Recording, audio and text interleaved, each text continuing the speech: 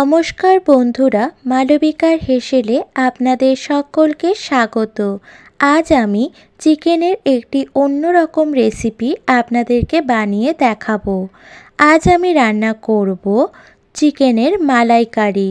তার জন্য লাগছে প্রথমেই চিকেনের মধ্যে 1 চা চামচ জিরে গুঁড়ো, 2 চা চামচ ধনে গুঁড়ো, 2 চা চামচ শুকনো লঙ্কার গুঁড়ো, 1 চা চামচ আদা রসুনের পেস্ট এবং 3 চামচ টক দই দিয়ে মাংসটাকে ম্যারিনেট করে নিতে হবে।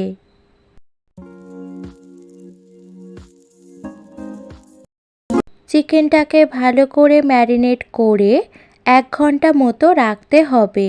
এরপর কড়াইতে সাদা তেল দিয়ে এতে দিয়ে দেব তেজপাতা, দারচিনি, এলাচ, লবঙ্গ। একটা বড় পেঁয়াজকে কুচি করে রেখেছিলাম, সেটা দিয়ে দিলাম। এবার দিয়ে দিচ্ছি পরিমাণ মতো নুন।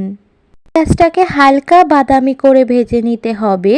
এবার এতে দিয়ে দেব 2 চা চামচ পেঁয়াজ বাটা আর হাফ চা চামচ রসুন আর আদা বাটা।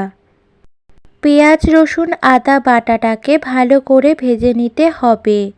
এবার এর মধ্যে ম্যারিনেট করে রাখা চিকেনটা দিয়ে দিলাম।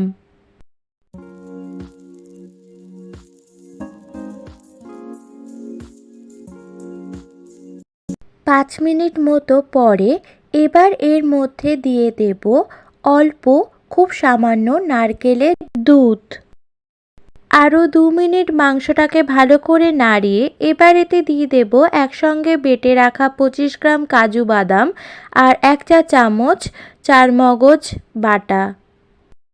এবার দিচ্ছি এতে খুব সামান্য চিনি। ভালো করে মিশিয়ে নিতে হবে। এবার এতে একটা মাঝারি মাপের নারকেলের দুধ দিয়ে দিলাম আর দিলাম 3টে চেরা কাঁচা লঙ্কা। এবার ঢেকে রাখবো।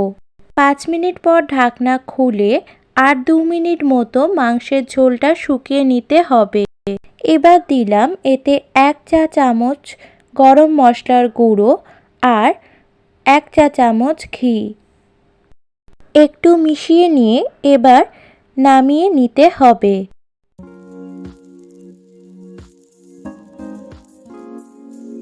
আমার রান্নাটি যদি আপনাদের ভালো লেগে থাকে তাহলে লাইক করবেন, কমেন্ট করবেন এবং সাবস্ক্রাইব করবেন আমার চ্যানেলটিকে। ফিরে আসবো পরের দিন নতুন রেসিপি নিয়ে।